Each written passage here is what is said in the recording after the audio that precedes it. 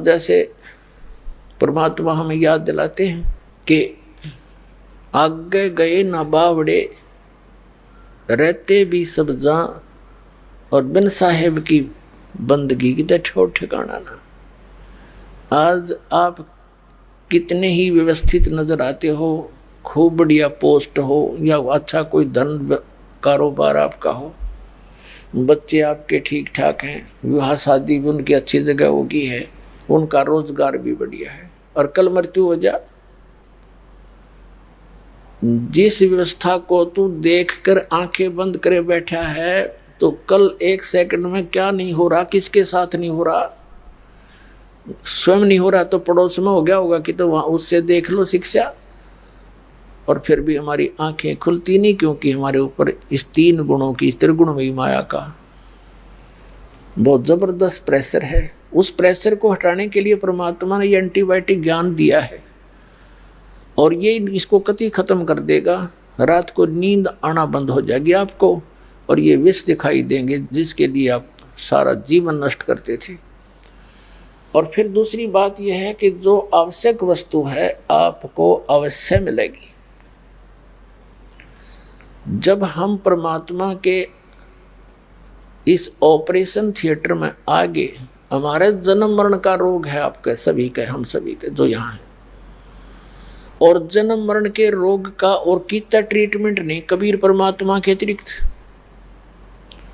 और कबीर परमेश्वर ने इस दास को भेज दिया अपना सर्जन बनाकर, वो सारे औजार और सब औषधि और सब फार्मूले दे दिए जिससे यू जन्म मरण का रोग कटेगा।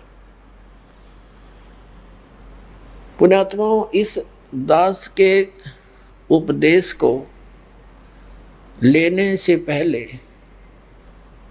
हम कोशिश करते हैं कि पहले ज्ञान दें, चाहे पुस्तक के माध्यम से या सीडी के माध्यम से।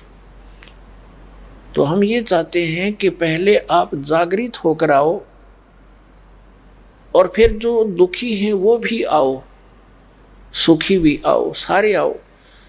अब दुखी आएंगे तो उनको तो केवल दुख निवारण की ही इच्छा होती है, भले वो ज्ञान भी समझ कर आते हैं, इतना नहीं समझते, वो तो केवल वो कथाएं पढ़ लेते हैं जो भक्तों के सुख हुआ। पूरा विश्व ही दुखी है वैसे तो, छोटा मोटा किसी न किसी का ठूठा बनी रहती है। तो भोली आत्माएं इस उद्देश्य से आ जाती हैं, हम उन्हें भी स्वीकार करते हैं कि आप ज्ञान सुनो, परमात्मा पर विश्वास करो, ये समर्थ शक्ति है, ये जो चाहे सो कर देगा, आपके सब दुख भी दूर कर देगा। लेकिन आपने थोड़ा सा धैर्य रखना पड़ेगा, आपने धैर्य रखना पड़ेगा, क्योंकि कोई भी वस्तु एकदम नहीं होती। परमात्मा इसके लिए कहते हैं कबीर जी, धीरे धीरे रे मना धीरे सब कुछ हो, और माली सींचे सोगड़ा समय आए फल हो। जैसे एक आम का पौधा बोता है, लगाता कोई भी लगा लो, चाहे जैसे परमात्मा ने माली का उदाहरण दिया है, तो उसकी सिंचाई करता है, सैकड़ों घड़े पानी के सिंचाई करता है उसमें, जब तक वो बड़ा होता है। और जब वो बड़ा हो जाता, उसमें 2, 3, 4, 5, पहले तो 10-10 वर्ष लग जाते थे। तो बड़ा होने के बाद फिर देखना उसका रंग, वो उसका सुख, इतने फल लगेंगे, आप भी खा लोगे, पड़ोसी भी तोड़ ले जाएंगे, रिश्तेदारों के भी पहुंचा दोगे तो भी खत्म ना हो। तो ये वास्तविक भक्ति रूपी पौधा अब आपको मिला है। अब इसकी सिंचाई शुरू करो, यानी इसकी जो साधना बताई है दास ने, यह पूजा शुरू करो, और थोड़ा समय दो मालिक को। वैसे तो ये जो चाहे सो कर सकता है। ये समर्थ जब 600 वर्ष पहले आए थे कबीर भगवान, 64 लाख शिष्य हो गए थे कबीर परमात्मा की, 64 लाख शिष्य। और उस समय भारतवर्ष की कितनी आबादी होगी, उसमें 4 करोड़ के लगभग आबादी होगी आज से 600 वर्ष पहले पूरे भारतवर्ष की। और भारतवर्ष कितना था, अफगानिस्तान, पश्चिमी पाकिस्तान, बलूचिस्तान और इराक, ईरान, गढ़, गजनी, ये यहाँ तक, और पश्चिमी पाकिस्तान और पूर्वी पाकिस्तान, ये सारा कुछ भारतवर्ष के अंदर था। और सब मिला करके मुश्किल से 4 करोड़ आबादी होगी जनसंख्या। और उस समय 64 लाख से हो जाना, ना कोई मीडिया था, ना कोई स्पीकर, लाउड स्पीकर थे, ना कोई बुक का साधन था, सब अशिक्षित थे। वो कैसे किया करते थे? परमात्मा कहीं जाकर के खड़े हो जाते थे बीच बाजार में और एक इकतारा लेकर सुरीली आवाज से अपनी वाणी बोलनी शुरू कर देते थे। अब हमारी आदत है, कहीं कोई विशेष सी आवाज आती है, कोई बाजा वगैरह बजता है तो हम उधर अवश्य आकर्षित होते हैं। वो दयालु हमारे लिए भटक रहे थे, आप बैठ जाते थे सैकड़ों की संख्या में, फिर उनको ऐसा ज्ञान सुनाते थे, क्योंकि आत्मा दुखी तो सभी है, और फिर किसी को आशीर्वाद दे देते तो सुखी हो जाते थे। यानी इतने सुखी कर दिए पर वो फेल हो गए सारे। वो सिर्फ झाड़ा लवाना आने लग गए मालिक के पास। दुखी हुए, दूसरे को बुला ले, हजर तो भी चाल उड़े, गुरु जी जाते ठीक कर दें। अपने आत्माओं जिस कारण से वो परमात्मा वेल नोन हो गए कि भी ऐसा संत नहीं, लेकिन आदत ये बन गई, उन्हें ज्ञान नहीं सुना और आशीर्वाद ले मालिक को तो समर्थ थे। और हम उनके बच्चे, उनको उनसे दुख हमारा देखा नहीं जाता। अपने बच्चे का दुख पिता माता नहीं देख सकते, जहाँ तक उनकी शक्ति होगी, संभव होगा, वो दुख रहने नहीं दे उनका, और वो तो सक्षम थे। तो इस प्रकार उस परमात्मा ने ना जाने कितने को सुख दिया, 64 लाख चेले बन गए। और बाद में फिर एक पे छोड़ मारी थी उनको, एक परखी मारी थी, एक भी ना पाया, क्योंकि वो ज्ञान ग्रहण नहीं कर रहे थे। वो केवल स्वार्थ सुखों की प्राप्ति के लिए ही लगे हुए थे। तो पुण्यात्माओं, आपको दास ने, परमात्मा कबीर जी ने जब ये ज्ञान स्टार्ट किया ही था, ऐसे अब भी हो रहे हैं सबको, ऐसे सुख तो अब भी होंगे और होते रहेंगे। ऐसे ऐसे लीला की दाता ने, क्योंकि पहले ज्ञान नहीं मान रहे थे। सन 1994 से दास सत्संग कर रहा था गांव गांव में। अक्षेत्र ज़्यादा गांव का कवर किया हमने, क्योंकि हम गांव के रहने वाले थे। तो वहाँ क्या करते, ऐसे ऐसे सुख दिए, वह सोच भी नहीं सकते कि भगवान ऐसा करता है, और काफ़ी संख्या में लग गए। अब क्या होता, 4-5 सुख मालिक ने लगातार दे दिए ताकि ये मेरे तरफ दृढ़ हों, और एक ना हुए,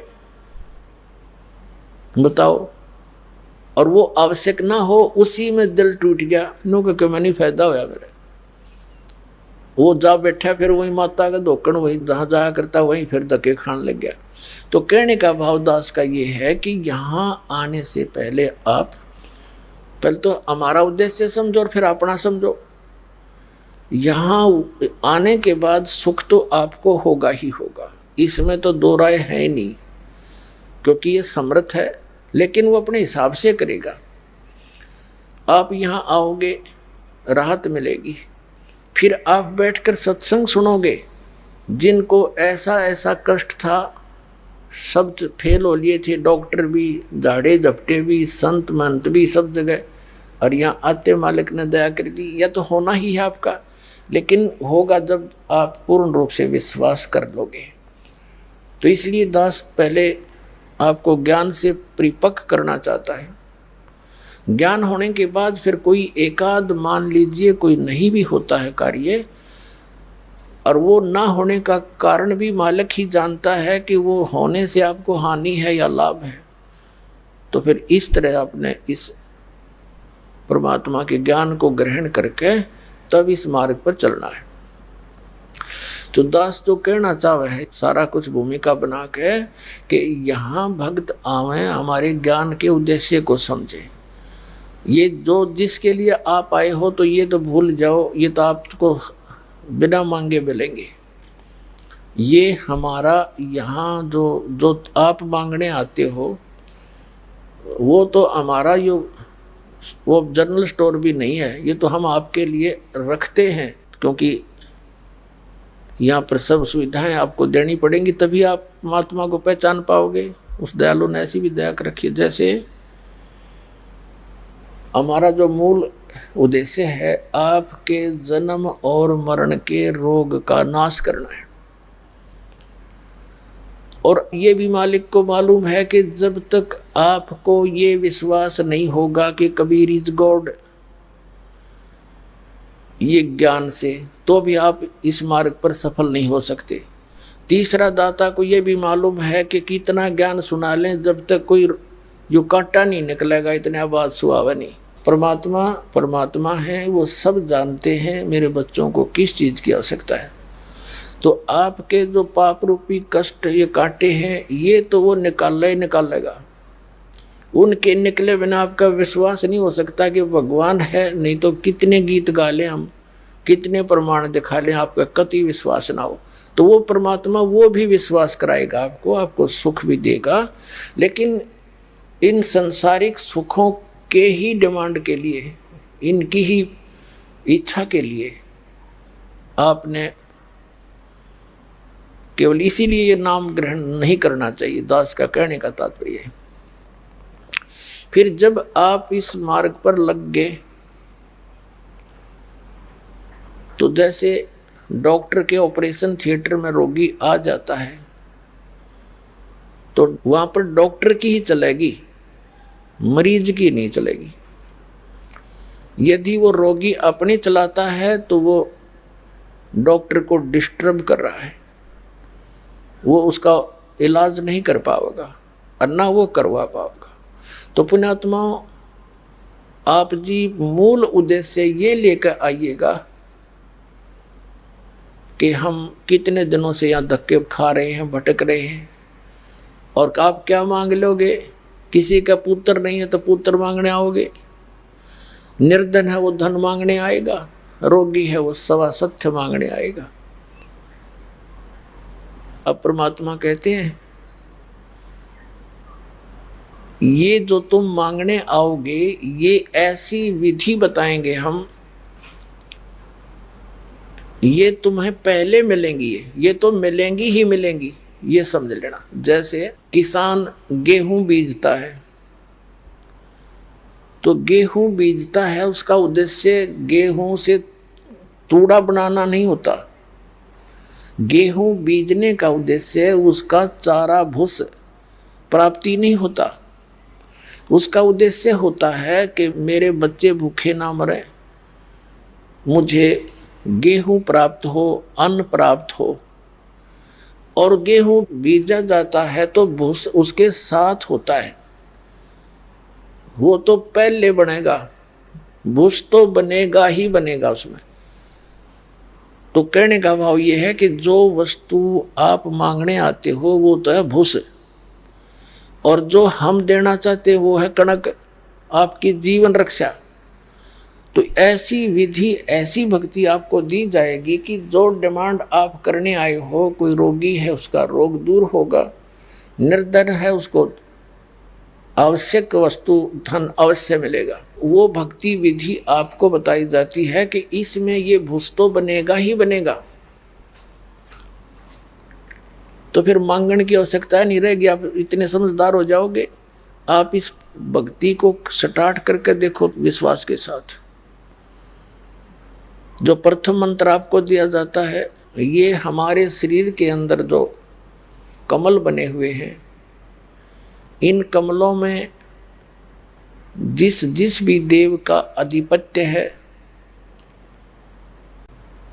उसके मंत्र दिए जाते हैं। ये उनकी पूजा नहीं है।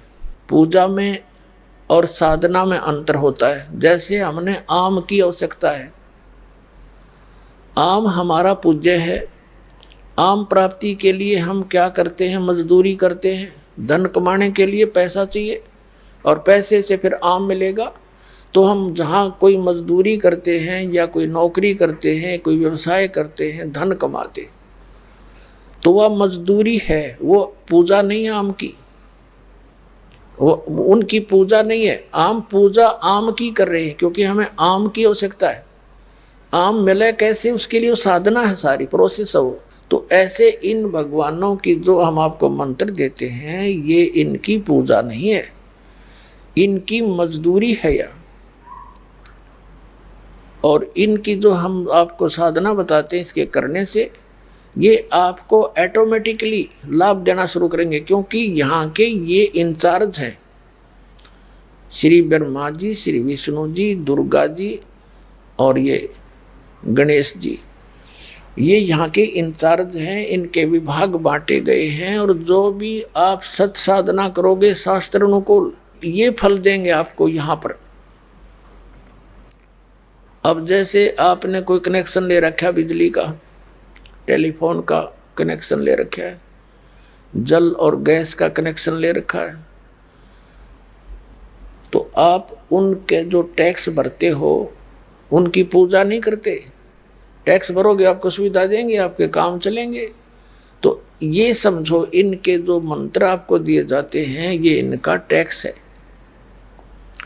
और जब इनका टैक्स शुरू हो जाएगा तो अपने आप आपको राहत देंगे। आप सत साधना ना करके आप निर्धन हो गए, और निर्धन होने से इन भगवानों ने जो राहत देनी थी वो बंद कर दी। कनेक्शन कट गए सारे। बिजली का बिल भरा नहीं तो वो सुविधा समाप्त, टेलीफोन का बिल भरा नहीं तो वो सुविधा समाप्त, जल का भरा नहीं तो वो सुविधा समाप्त, ऐसे गैस और अन्य समझो। तो फिर उसको जैसे कोई विदेश में चला जाता है और वहाँ कोई बिजनेस व्यापार करता है, उसको हानि हो जाती है, सब कनेक्शन कट जाते हैं, तो उसको दोबारा उसी विधि से ऊपर उठाया जाएगा। तो उसका कोई गारंटर मिल जाए उसको, जो गवर्नमेंट से उसके सब कनेक्शन चालू करवा दे, फिर वो सरकार उनको लाभ देना शुरू कर देती है, वो फिर अपना कमा करके उनका टैक्स देना शुरू कर देता है। तो दास जो आपका इन सभी यहाँ के प्रधानों के बीच में गारंटर बनेगा, और इन ब्रह्मा विष्णु महेश से आपको कनेक्शन चालू करवाएगा कि आपका ये टैक्स देते रहेंगे, आप इनकी सुविधा शुरू करो। जो जाप आप करोगे इनका, ये इनकी मजदूरी है और इनका टैक्स है, तो फिर ये ऑटोमेटिक ना चाहते हुए आपको सुविधा देनी पड़ेगी इनको। तो ये पूजा नहीं है इनकी। पूजा में और आदर में, सत्कार में बहुत अंतर होता है। तो इस प्रकार हमारा जो आपको ये प्रथम मंत्र दिया जाता है, ये यहाँ की सब सुविधाएं आपको ऑटोमेटिकली शुरू हो जाएंगी। लेकिन सावधानी ये बरतनी पड़ेगी आपने कि कनेक्शन ना कटे, यानी कोई मर्यादा भंग ना हो। मर्यादा भंग होने से फिर कनेक्शन कट जाते, सुविधाएं बंद हो जाती हैं। तो आपने मर्यादा का पालन सबसे पहले करना है और अंतिम सांस तक करना है। कोई भी कार्य देख लो, मर्यादा बिना नहीं चलता। कोई समाज देख लो, कोई सरकार देख लो, और ये भगवान की विधि, भगवान का मार्ग देखो, ये मर्यादा से चलता है। अपने आत्मा परमात्मा कहते हैं, जग सारा रो गया रे, जिन सतगुरु वैद न जाण्या, जग सारा रो गया रे, जग सारा रो गया रे, जिन सतगुरु वैद न जाण्या, जग सारा रो गया रे। जन्म मरण का रोग लग्या है, या तृष्णा बडरी खांसी, जन्म मरण का रोग लग्या है, या तृष्णा बडरी खांसी, आवागवन की डोर गले में, या पड़ी काल की फांसी, जग सारा रो गया रे, जिन सतगुरु वैद न जाण्या, जग सारा रो गया रे। भाई सच्चा सतगुरु कोई न पूजे, इन झूठों जगपतियासी, सच्चा सतगुरु कोई न पूजे, इन झूठों जगपतियासी, अंधे की बाँ गही अंधे ने, मार्ग कौन बतासी, जग सारा रो गया रे, जिन सतगुरु वैद न जाण्या, जग सारा रो गया रे, जग सारा रो गया रे, जिन सतगुरु वैद न जाण्या, जग सारा रो गया रे। भाई देखा देखी गुरु शिष्य बन गए, किया ना तत्व विचार्या, देखा देखी गुरु शिष्य बन गए, किया न तत्व विचारा, गुरु शिष्य दोनों के सिर पे, यू काल ठोक पंजरा, जग सारा रो गया रे, जिन सतगुरु वैद न जाण्या जग सारा रोगिया रे, जग सारा रोगिया रे, जिन सतगुरु वैद न जाण्या जग सारा रोगिया रे। भाई सार शब्द सर जीवन बूटी, घस घस अंग लगावे, सार शब्द सर जीवन बूटी, घस घस अंग लगावे। कहे कबीर तुम सत कर मानो, ये जन्म मरण मिट जावे, जग सारा रोगिया रे, जिन सतगुरु वैद न जाण्या जग सारा रोगिया रे, जग सारा रोगिया रे, जिन सतगुरु वैद न जाण्या जग सारा रोगिया रे। अपने आत्मा ये परमात्मा का ज्ञान है, उस मालिक का दिया हुआ। वो कहते हैं ये जन्म मरण का रोग लग गया, या तृष्णा बढ़ रही, खांसी और आवागमन आने और जाने की, जन्म और मृत्यु की, या डोर गले में और पड़ी काल की फांसी। फिर कहें साचा सतगुरु पूजे नहीं, इन झूठों जगपतियासी, और अंधे की बाह अंधे ने पकड़ रखी। बताओ मार्ग कौन बतासी? अपने आत्मा है। आप जी को शिक्षा का एक ऐसा उपहार मिल गया, आपके लिए शिक्षा वरदान बनेगी। क्योंकि हमारे सदग्रंथ जिनको हम शिरोधार्य मानते थे और मानते रहे हैं, उनमें ये भी हम मानते हैं कि इसमें जो लिखा फाइनल है, सही है। तो वही सदग्रंथ आज हमें गवाही दे रहे हैं कि जिनको तुम महर्षि, ऋषि, मंडलेश्वर, गुरु और ये ब्राह्मण ऋषि माना करते थे, इनको कख भी ज्ञान नहीं था भक्ति मार्ग का। इवन ब्रह्मा विष्णु महेश को भी ज्ञान नहीं भक्ति मार्ग का। तो अंधे की बाँ पकड़ रहा अंधा, बता मार्ग कौन बतासी?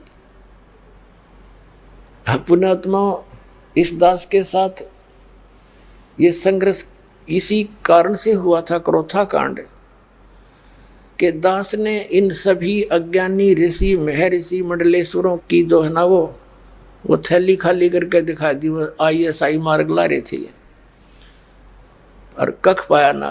वेदों और गीता और पुराणों का नाम लेके और ये जो अपना अनुभव बता करके हमें ज्ञान सुनाया करते थे, अब उनके अनुभव को और अपने आदरणीय सदग्रंथों से उसको तुलना करके दिखा दिया कि हमारे सदग्रंथ ये बताते हैं और ये नकली ये बताते हैं। अब थोड़ी सी झलक दिखानी पड़ेगी आपको, नहीं तो ये बात कुनीन से भी कड़वी है कि ब्रह्मा विष्णु में इसको ज्ञान नहीं, और इनके पुजारी ऋषि महर्षि, ये नकली दानंद कैसे ऋषि महर्षियों को तो कख भी पता नहीं भक्ति मार्ग का। ये कलयुगी महर्षि था, इसका बड़ा बोलबाला था, हम भी इससे प्रभावित थे। लोक वेद सुन सुन के इसकी दंत कथा सुन रखी थी। बड़ा ऋषि था, वेदों का बड़ा ज्ञाता था। तो दास ने इसी उद्देश्य से इसके इतिहास को खोला था कि यदि इसका समर्थन हमें मिल जाता है, सत्यार्थ प्रकाश इसकी एक पुस्तक है, सारे जीवन की रचना, सारे जीवन का जो इसने डले डोहे जो साधना की, सत्यार्थ प्रकाश में लिख दी कि मैंने इतना जाना भगवान को। तो उसको देखा, फिर भगवान की वाणी, परमात्मा की वाणी तो हमें पहले ही प्राप्त थी, लेकिन उससे मेल नहीं खाई, कहीं पर भी इसका सिर पैर नहीं मिला था। फिर वेदों को देखा, दया कर इस कबीर भगवान ने, गीता जी को देखा, पुराणों को देखा, कुरान और बाइबल को देखा। वो तेरे की बताओ, गीता पढ़ने वाले गीता से परिचित नहीं, वेद पढ़ने वाले वेदों से परिचित नहीं, पुराणों को पढ़ने वाले पुराणों से परिचित नहीं। हे भगवान, यूँ तो आवा का आवा खराब है। अविरोध तो होना ही था कि सबके विपरीत कहना, सब एक ही सुर में बोल रहे और दास उनके विपरीत कह रहा, सच्चाई कह रहा, लेकिन साच को आंच नहीं होती, ये भगवान का नियम है। और उसी का फल आज देख लो, 21 महीने जेल में भी डाल दिया दास को, तहस नहस कर दिया, क्रोधाश्रम सब लुटवा दिया। और आज मालिक ने फिर सिर पर रख लिया अपने बच्चों को। लेकिन हम किसी का बुरा नहीं मानते क्योंकि सभी अपने हैं। जैसे ये ऋषि में ऋषि थे जितने जिनको हम बड़े पहुँचे हुए मान्या करते हैं, जैसे दुर्वासा जी के साथ यादवों के बालकों ने यानी श्री कृष्ण जी के पुत्र प्रद्युम्न और 5-7 और इकट्ठे हो गए, दुर्वासा के साथ मजाक कर दिया। उस मजाक का इतना भयंकर श्राप दे दिया कि तुम्हारा नाश होगा, और सारे कटका मर गए यादव। और वो समर्थ कबीर भगवान के साथ ऐसा जुल्म गुजारे जब सुनान लग जाता, आंखों से आंसू नहीं खत्म हो आपकी। समय मिलेगा धीरे धीरे सुनाया करेंगे मालिक की, क्योंकि पहले तो दास चाहता है कि परमात्मा की अध्यात्म ज्ञान को सदग्रंथों के साथ जो है ऊपर उठाऊं और फिर मालिक की गुणगान सुनाया करूंगा। फिर तो सब कोई यस होगा, नो तो हो ही नहीं सकती। तो एक बार इनके अज्ञान को ढा के कति खत्म करके इसको मिट्टी में मिला के और ज्ञान उभरेगा। फिर जो भी दास शब्द बोला करेगा, वचन कहेगा, सब कुछ स्वीकार्य होगा, सारी साची है, क्योंकि बगैर प्रमाण के दास कोई बात नहीं करता। तो इस कारण से परमात्मा ने किसी को श्राप नहीं दिया, ऐसे जुल्म गुजारे थे। किसको श्राप दे, किसको दुखी करे, वो तो 1 सेकंड में पूरे ब्रह्मांड का नाश कर सकते हैं। जो एक वचन से सब बना सकते हैं तो ढा भी सकते हैं। लेकिन अब पुण्यात्मा, जब आप इस दास के पद पर होते तो पता लगता, जैसे परमात्मा मालिक है वो तो चलो, वो किसने मारे सब, वो शेख तिबकी भी उन्हीं का बच्चा काल की भांगनी पी रहा था। एक शराबी बालक अपने पिता ने भी पीट दे, पर पिता का हाथ नहीं उठा करता बालक की तरफ, ठीक है भाई हौसमा होगा जब आप पर नमस्ते करेगा। तो ऐसे ही जब आप सभी शुरू में सब विरोध किया, गांव हमारे साथ विरोध हुआ, जहाँ भी गए इसको ये कर देंगे, इसने हमारे देवता बंद करवा दिए, इसकी टांग काट देंगे, पता नहीं क्या सुनने को मिला, संघर्ष इतना करना पड़ा। अब उनकी वो भांग उतर गई, अब वो यहाँ दंडवत करते हैं आकर के जो विरोध किया करते थे, और गुणगान करते हैं, हम तो बर्बाद हो जाते हैं जब आपकी पालक की शरण नहीं मिलती। तो एक दिन पूरा विश्व ऐसा ही होगा, हमने कोई किसी से द्वेष नहीं।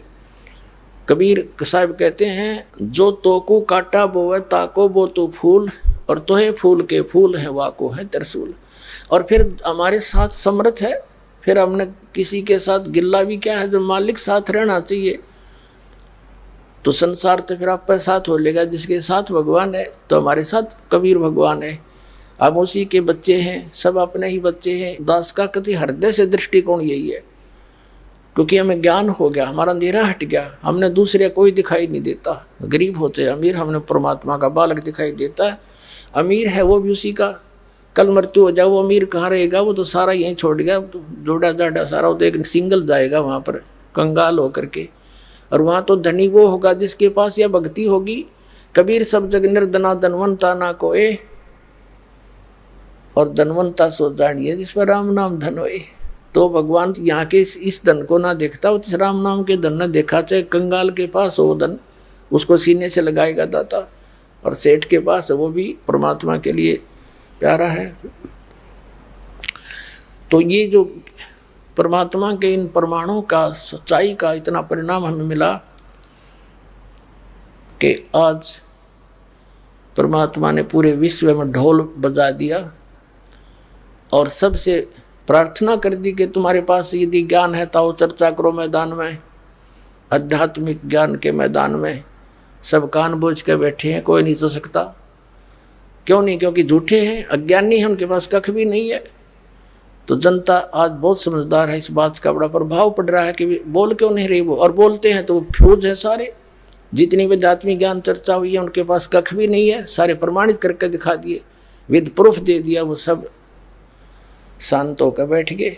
अपने आत्मा परमात्मा ने एक शब्द बोला, अंधे की बाँ गई अंधे ने मार्ग कौन बतासी, और साचा सतगुरु कोई ना पूजे झूठों जगपतियासी।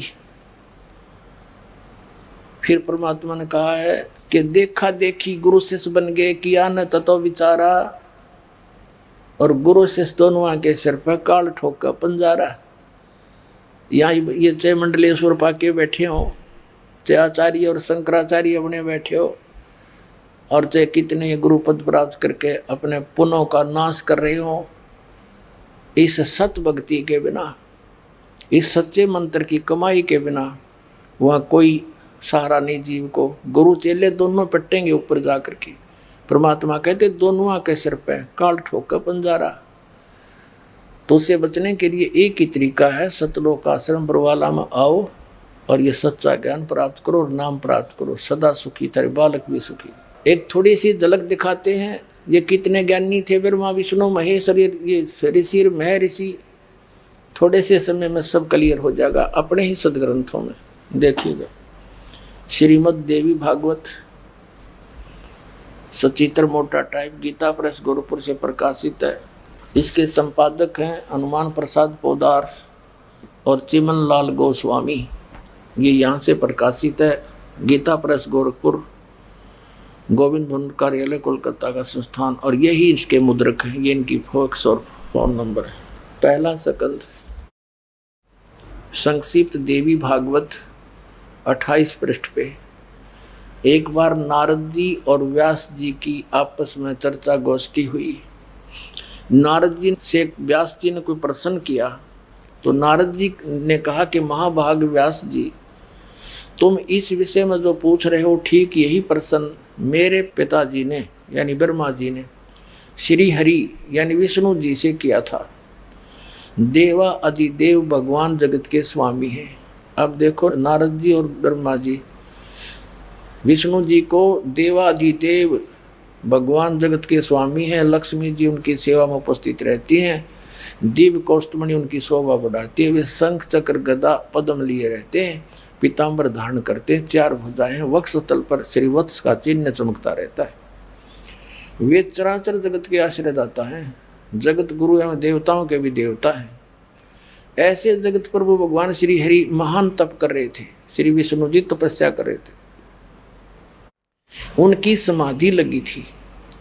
यह देखकर मेरे पिता ब्रह्मा जी को बड़ा आश्चर्य हुआ। अतः उन्होंने उनसे जानने की इच्छा प्रकट की। ब्रह्मा जी ने पूछा, प्रभु आप देवताओं के अध्यक्ष, जगत के स्वामी और भूत भविष्य एवं वर्तमान सभी जीवों के एकमात्र शासक हैं। भगवान फिर आप क्यों तपस्या कर रहे हैं और किस देवता की आराधना में ध्यान मगन है? मुझे असीम आश्चर्य तो ये हो रहा है कि आप देवेश्वर एवं सारे संसार के शासक होते हुए भी समाधि लगाए बैठे हैं। ब्रह्मा जी के विनीत वचन सुनकर भगवान श्री हरि यानी विष्णु जी ने बोले, कहने लगे, ब्रह्मन सावधान होकर सुनो, मैं अपने मन का विचार व्यक्त करता हूँ। देवता दानव मानव सब यही जानते हैं कि तुम सृष्टि करते हो, मैं पालन करता हूँ और संकर संहार क्या करते हैं। किंतु फिर भी वेद के पारगामी पुरुष अपनी युक्ति से यह सिद्ध करते हैं कि रचने, पालने और संहार करने की यह योग्यता जो हमें मिली है उसकी अधिष्ठात्री शक्ति देवी है। वे कहते हैं कि संसार की सृष्टि करने के लिए तुम में राजसी शक्ति का संचार हुआ है, मुझे सात्विक शक्ति मिली है और रुद्र में तामसी शक्ति का आविर्भाव हुआ है।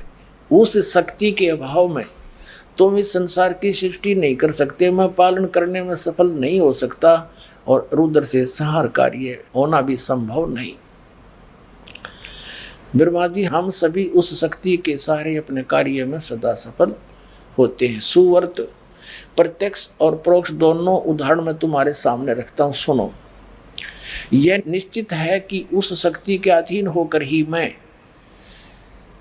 प्रलय काल में इस शेष नाग की सैया पर सोता और सृष्टि करने का अवसर आते ही जाग जाता हूँ। मैं सदा तप करने में लगा रहता हूँ।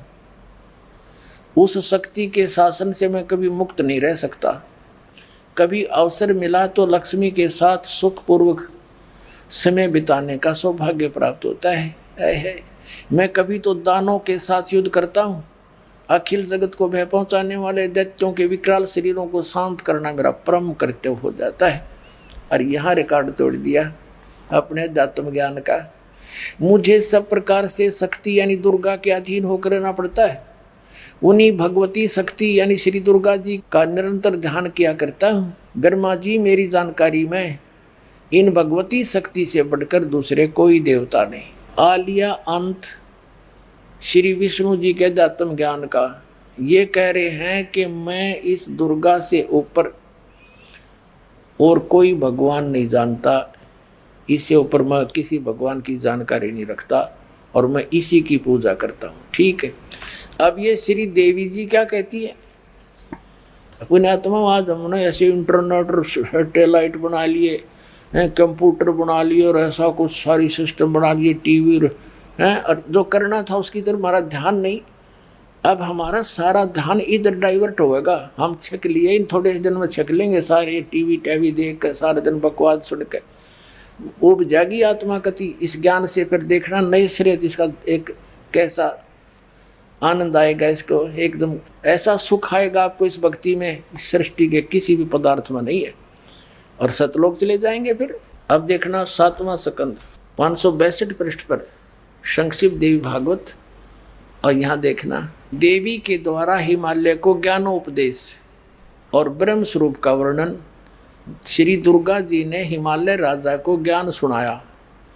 श्री देवी कहने लगी, पहले तो उसने अपने बारे में बताया कि मेरी पूजा करेगा तो इतना लाभ है। लास्ट में उसको बता दिया राजा को कि केवल ब्रह्म साधना कर और सब पूजा छोड़ दे, मेरी भी छोड़ दे। ये देखना श्री देवी जी कहने लगी, पर्वतराज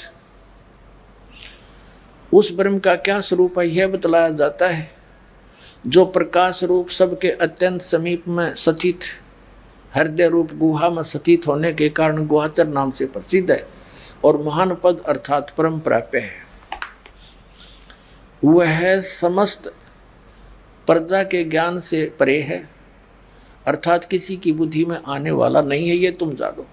जो परम प्रकाश रूप है और सूक्ष्म से अत्यंत सूक्ष्म है, जिसमें संपूर्ण लोक और उन लोकों में निवास करने वाले प्राणी स्थित हैं, वही यह अक्षर ब्रह्म है।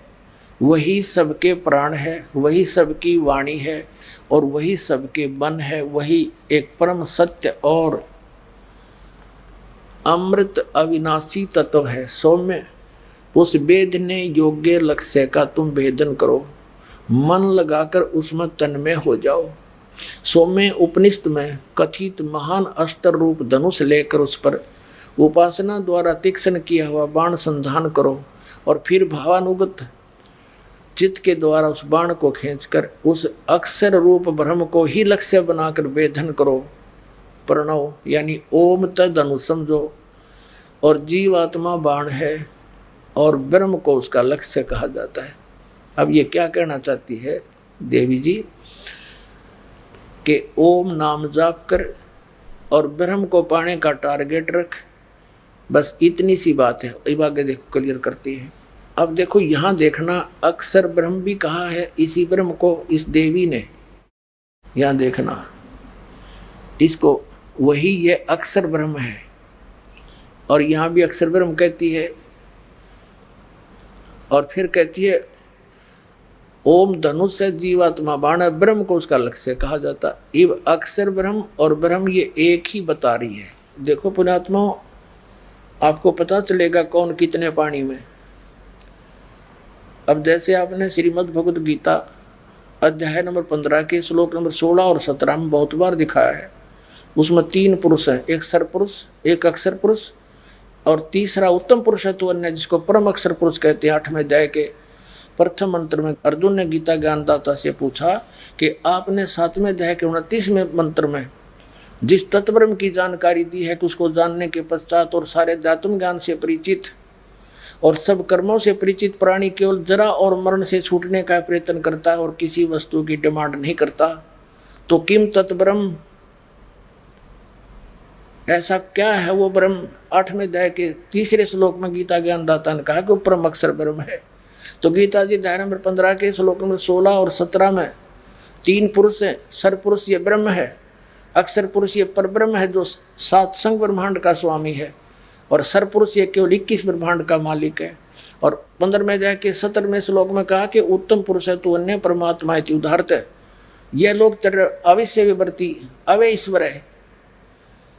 इन दोनों से सर और अक्षर पुरुष से उत्तम पुरुष यानी श्रेष्ठ भगवान तो कोई और है, वो परम अक्षर ब्रह्म है और वही तीनों लोकों में प्रवेश करके सबका धारण पोषण करता। वास्तव में वो अविनाशी भगवान है। यहाँ सब विचलित है सब। अब देवी क्या कहना चाह रही है कि इसका इतना अध्यात्म ज्ञान है, वो अक्षर पुरुष और सर पुरुष में कोई भेद नहीं बता पा रही है। उसी को अक्षर पुरुष कहती है, अक्षर ब्रह्म कहती है, उसी को फिर ब्रह्म भी कहती है। कहने का भाव ये है कि यहाँ देवी क्या कहना चाह रही है कि और सब पूजाएं छोड़ दो, ब्रह्म की साधना करो। देखो श्री देवी भागवत का हम 7वां स्कंद पढ़ रहे हैं, 562 पढ़ दिया, अब 563 पर हम पढ़ रहे हैं। यहाँ आ रहे हैं, ओम धनुष है, जीवात्मा बाण है और ब्रह्म को उसका लक्ष्य कहा जाता है। यहाँ आ गया नीचे, उस एकमात्र परमात्मा को ही जाने, दूसरी सब बातों को छोड़ दो। अब दुर्गा जी स्पष्ट कर रही है कि मेरी पूजा भी त्याग दो और सब बातें त्याग दो, केवल एक ब्रह्म की पूजा करो। आगे डिटेल देती है, देखना। उस एकमात्र परमात्मा को ही जानो, दूसरी सब बातों को छोड़ दे।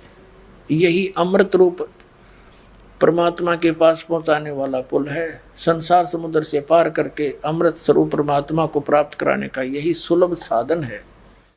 यहाँ बताया है कि उस हृदय में ही विविध रूप में प्रकट होने वाला परब्रह्म, उसी को परब्रह्म कह रही है। ये संचरण करता, अंतर्यामी रूप से वर्तमान रहता। इस आत्मा का यानी ब्रह्म का ओम के जप के साथ ध्यान करो। उससे अज्ञान में अंधकार से सर्वथा परे और संसार समुद्र से उस पार जो ब्रह्म है उसको पा जाओगे, तुम्हारा कल्याण हो। ओम नाम जाप करो, ब्रह्म पाना उद्देश्य रखो और इसमें तुम्हारा कल्याण हो जाएगा, उसको प्राप्त कर लोगे। वो कहाँ रहता है ये देखना, वह यह सबका आत्मा ब्रह्म, ब्रह्मलोक रूप दिव्य आकाश में स्थित है, वहां रहता है ब्रह्मलोक में। अपने आत्मा हमने इस अध्यात्म ज्ञान को निर्णायक तरीके से जानना है। अब दुर्गा जी ने फाइनल कर दिया कि ब्रह्म की पूजा करो और ओम नाम का जाप है इसका और ब्रह्मलोक में चले जाओगे।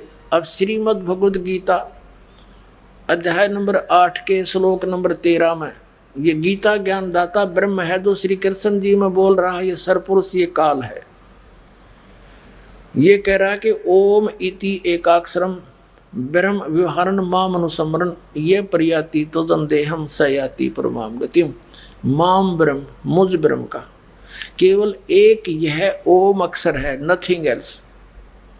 उच्चारण करके सिमरण करता हुआ यह प्रयाति तो जंदेहम जो शरीर छोड़कर जाता है, सयाति परमाम गतिम वो परम गति को प्राप्त होता है। कौन सी परम गति को? जो ब्रह्म से मिलने वाली है। और ब्रह्म से मिलने वाली परम गति क्या है? ब्रह्मलोक। ब्रह्मलोक में गए हुए प्राणी भी फिर जन्म मृत्यु में आते। ये देखिएगा श्रीमद् भगवद गीता। जयदयाल गोविंद का इसके अनुवादक है, गीता प्रेस गोरखपुर से ये छपी है। ये देखिए अध्याय नंबर 8 का और श्लोक नंबर 13। ये 12-13 इकट्ठा अनुवाद किया उन्होंने। इसका यहाँ देखेंगे, ओम इति एकाक्षरम ब्रह्म व्यवहारण माम अनुसमरण यह प्रयाति तजंदेहम स याति परमाम गतिम। इसका अर्थ सीधा सा बनता है माम ब्रह्म, मुझ ब्रह्म का ओम इति एकाक्षरम, यह एक अक्षर है, नथिंग एल्स। और व्यवहारन अनुसमरण उच्चारण करके सेवन करता हुआ यह प्रयाति तजंदेहम सयाति परमाम गतिम, जो शरीर छोड़कर जाता है वो परम गति को प्राप्त होता है। कौन सी परम गति को? ब्रह्म की प्राप्ति होगी।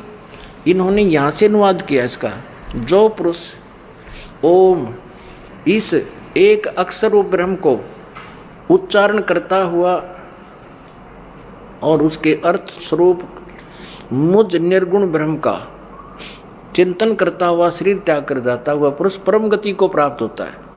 अब यहाँ देखो 8वें अध्याय के 16वें श्लोक में, अब ओम जाप से ब्रह्म लोक प्राप्ति होगी। ओम नाम ब्रह्म का है। श्री देवी जी ने देवी पुराण में स्पष्ट कर दिया हिमालय को कि ओम नाम का जाप करो और ब्रह्म प्राप्ति का उद्देश्य रखो, तुम्हारा कल्याण हो। अब उसको पा जाओगे। वो कहाँ रहता? ब्रह्मलोक में। अब गीता क्या बताती है? गीता जो है श्रीमद् भगवद गीता पवित्र चारों वेदों का निष्कर्ष है। और उसमें क्या लिखा है, वेद क्या बताते हैं, देखिएगा 8वां अध्याय का 16वां श्लोक है। हे अर्जुन, ब्रह्मलोक पर्यंत सब लोग पुनरावृत्ति में है। अब पुनरावृत्ति को एक स्टार लगा रखा है उन्होंने, इसका यहां विश्लेषण किया है। इसमें क्या बताया है कि अर्थात जिनको प्राप्त होकर पीछे संसार में आना पड़े, ऐसे यानी सभी लोग पुनरावृत्ति में है। वहां गए हुए प्राणी भी जन्म मृत्यु में पुनः आते हैं, पूर्ण मोक्ष नहीं होता। यह इन्होंने अनुवाद गलत कर दिया कि परंतु कुंती पुत्र मुझे प्राप्त होकर पुनर्जन्म नहीं होता, ये गलत किया है अनुवाद। देखो, यदि इसका अर्थ ये माने जो इन्होंने किया है तो फिर ये अन्य कई मंत्र व्यर्थ हो जाते हैं। जैसे गीता अध्याय नंबर 4 के श्लोक नंबर 5 और 9 में गीता ज्ञानदाता कहता, अर्जुन तेरे और मेरे बहुत जन्म हो चुके हैं, तू नहीं जानता, मैं जानता हूँ। दूसरे अध्याय के 12वें श्लोक में कहता, अर्जुन ये राजा लोग तू और मैं पहले भी जन्मे थे, आगे भी जन्मते रहेंगे। गीता अध्याय नंबर 10 के श्लोक नंबर 2 में कहा कि अर्जुन मेरी उत्पत्ति को ये ऋषि मैं ऋषि नहीं जानते हैं, क्योंकि इनका आदि कारण मैं हूँ। अब जैसे ब्रह्म से ब्रह्मा विष्णु महेश की उत्पत्ति हुई दुर्गा के संयोग से, तो ब्रह्मा विष्णु महेश अपने जन्म के बारे में कैसे जान सकते हैं और अपने पिता के बारे में जानने का मतलब क्या? तो दादाजी बताया करता है। तो उस दादाजी ने यानी सबके रचने वाले कबीर परमेश्वर ने आकर के बताया है इस ब्रह्म की उत्पत्ति कैसे हुई, ब्रह्मा विष्णु महेश की उत्पत्ति कैसे हुई। आज से 600 वर्ष पहले परमात्मा ये ज्ञान बताकर लिखवा कर चले गए थे, जो आज सदग्रंथों में प्रमाण है। तो ये क्या सिद्ध हो गया कि ब्रह्म लोक में यानी ओम की साधना, ब्रह्म को टारगेट बनाकर जाप करने वाले भी ब्रह्म लोक में गए, वहां से भी जन्म मृत्यु रही। अब ये ब्रह्म क्या कहता है, ये ब्रह्म कौन है? ये ब्रह्मा विष्णु महेश का पिता है और ये श्री कृष्ण जी में प्रवेश करके बोल रहा है, ये काल है। गीता अध्याय नंबर 11 के श्लोक नंबर 32 में कहता है, अर्जुन मैं काल हूँ और इन सब का नाश करने के लिए अब प्रवृत्त हुआ हूँ। श्री कृष्ण तो पहले विद्वान थे, ये शब्द नहीं बोलते। एक थोड़ी सी झलक दिखानी पड़ेगी। एक समय श्री ब्रह्मा और श्री विष्णु जी का आपस में झगड़ा हो गया। किस बात पे? ब्रह्मा जी कहते हैं विष्णु जी को कि मैं तेरा बाप हूँ। विष्णु जी कहता है कि मैं तेरा बाप हूँ तो मेरी नाभि कमल से उत्पन्न हुआ है। ब्रह्मा जी कहते हैं मैं सारी सृष्टि का रचने वाला मैं हूँ, मैं तेरा भी जनक हूँ, सबका मालिक हूँ। अब इनको ये भ्रम कैसे हो गया? जैसे ये काल कैसे छल करता है, इसने प्रतिज्ञा कर रखी है कि मैं अपने ओरिजिनल रूप में किसी को दर्शन नहीं दूंगा। जैसे श्रीमद् भगवद गीता अध्याय नंबर 7 के श्लोक नंबर 24-25 में ये कहता है कि अर्जुन मैं अपनी योग माया से छुपा रहता हूँ, मैं कभी किसी के समक्ष नहीं आता। और ये बुद्धिहीन जन समुदाय मुझे कृष्ण मान रहा होगा। माम अव्यक्तम व्यक्तिम आपनम मनन्ते अबुद्धा, ये बेबुद्धि के व्यक्ति मुझे कृष्ण मान रहे होंगे। मुझे अव्यक्त को, अव्यक्त माने गुप्त रहना, और ये मेरा अनुत्तम अटल विधान है, कभी ना नाश होने वाला। मैं कभी किसी के समक्ष नहीं आऊँगा। 11वें अध्याय के 47 और 48 श्लोक में गीता ज्ञानदाता ब्रह्म कहता है कि ये मेरा स्वरूप जो तूने देखा अर्जुन, आज से पहले तेरे अतिरिक्त किसी ने नहीं देखा, ना आगे कोई देख सकता। और ये ना वेदों वर्णित विधि से, ना जप से, ना तप से, ना किसी क्रिया से कोई नहीं देख सकता। ये मेरा ओरिजिनल रूप है। इसे सिद्ध है कि वेदों में वर्णित विधि और जो भी साधना ये करते हैं उसे जिस भगवान की खोज करें वो मिल ही नहीं सकता। इसलिए कैसे छल करता है ये? क्योंकि ब्रह्मा विष्णु महेश भी आपने देख लिया समाधि लाला बैठे हैं। तो जैसे कोई ऋषि ने समाधि लगाई, समाधि दशा में उसने उसको ब्रह्मा के रूप में दर्शन दे दिए, तो काक पीटता आया, भाई मैंने भगवान पा लिया, भगवान पा लिया। कैसा है कि ये बैठे भगवान, ये खुद छुपाए बैठे अपने आप को, क्योंकि श्री ब्रह्मा जी, श्री विष्णु, श्री शिव जी साकार देवता उनके सामने रहते हैं। फिर दूसरे को ऐसे, तीसरे को ऐसे, ऐसे 10, 20, 50 समर्थक हो गए श्री ब्रह्मा जी के कि ये खुद भगवान है। और वो दिखा था काल ब्रह्मा के रूप में। ऐसे ही दूसरे समाधि कर रहे थे, उनको विष्णु जी के रूप में दर्शन दे दिए। वो विष्णु जी के पास पहुंच गया, आप खुद मालिक हो, आप अपने आप को छुपाए बैठे हो, आप ही सबके जनक हो, मैंने समाधि दशा में देख लिया। तो इन दोनों का या एक मर्ज बैठ गई, इन दोनों का ये वहम हो गया कि मैं सृष्टि रचना, ब्रह्मा सृष्टि रचने वाला ब्रह्मा को भी यही होगी। तो एक दिन ब्रह्मा गया विष्णु जी के पास, विष्णु जी लौटे आराम थे। तो यह देखकर ब्रह्मा जी ने कहा कि मैं तेरा बाप आया हूं तो मेरा रिस्पेक्ट भी नहीं करता, तेरे को मैं सबक सिखाऊंगा। विष्णु जी कहने लगे मैं तेरा बाप हूं, तू मेरी नाभि कमल से उत्पन्न हुआ। इस बात पर दोनों का झगड़ा हो गया, युद्ध हो गया। इनके युद्ध को समाप्त करने के लिए इस काल भगवान ने इनके बीच में एक पिलर खड़ा कर दिया, तेजों में एक लिंग खड़ा कर दिया, और इतना लंबा चौड़ा, बहुत लंबा, उसकी लंबाई खूब ऊंचाई। तो उसके और छोर को खोजने के लिए दोनों ऊपर नीचे लागे घूमने, युद्ध बंद हो गया। फिर ये स्वयं आ खड़ा हुआ अपने पुत्र शिव के रूप में। अब यहां न्यो भ्रम पड़ा रहा अभी तक, ये सबको धोखा दे कर रखता। अब इस थोड़े से कंसेप्ट में ये क्लियर होगा कि गीता ज्ञान बोला किसने, और बोलने वाला कौन है। वो ब्रह्मा विष्णु महेश का पिता है। ये देखिएगा श्री शिव पुराण, गीता प्रेस गोरखपुर से प्रकाशित है। ये संपादक हनुमान प्रसाद पोदार और प्रकाशक एवं मुद्रक हुए गीता प्रेस गोरखपुर, गोविंद भवन कार्यालय कोलकाता का संस्थान।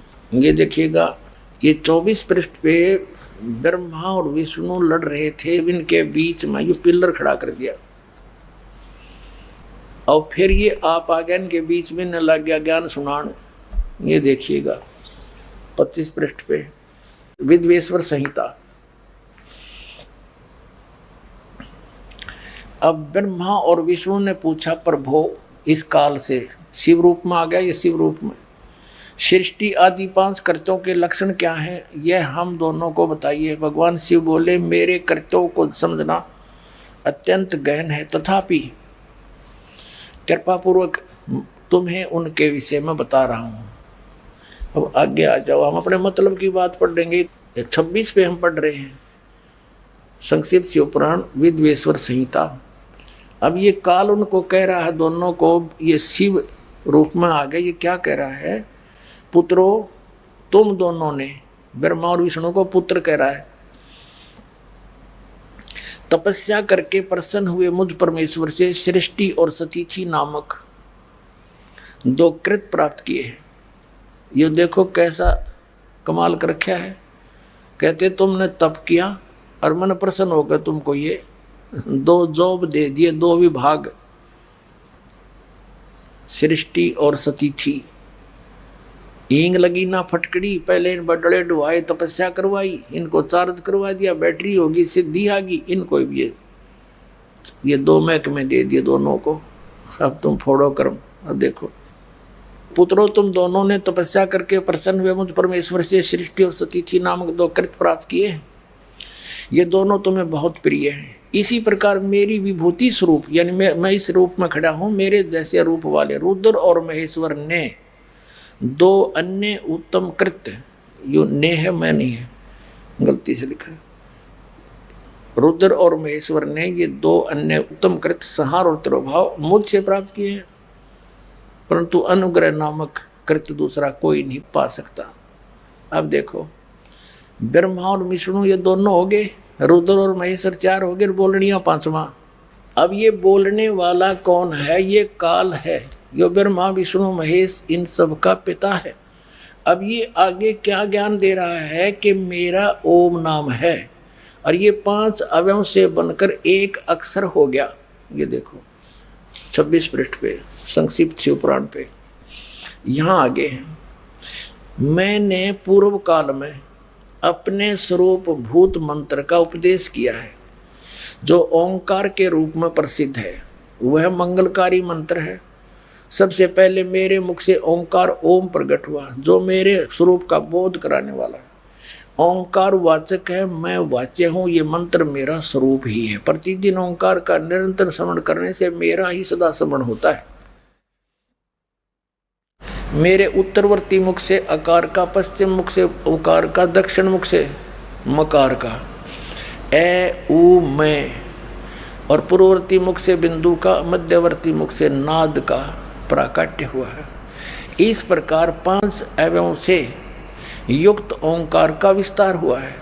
इन सभी अवयवों से यानी विभागों से, पार्ट से एकीभूत होकर यह प्रणव यानी ओम नामक एक अक्षर हो गया सिद्ध। अब यहाँ इन्होंने ओम नमः शिवाय ये मंत्र नहीं है, अनुवादकर्ता का अपना ज्ञान है ये, इसलिए इसको अलग लिखाई में भी लिखा है।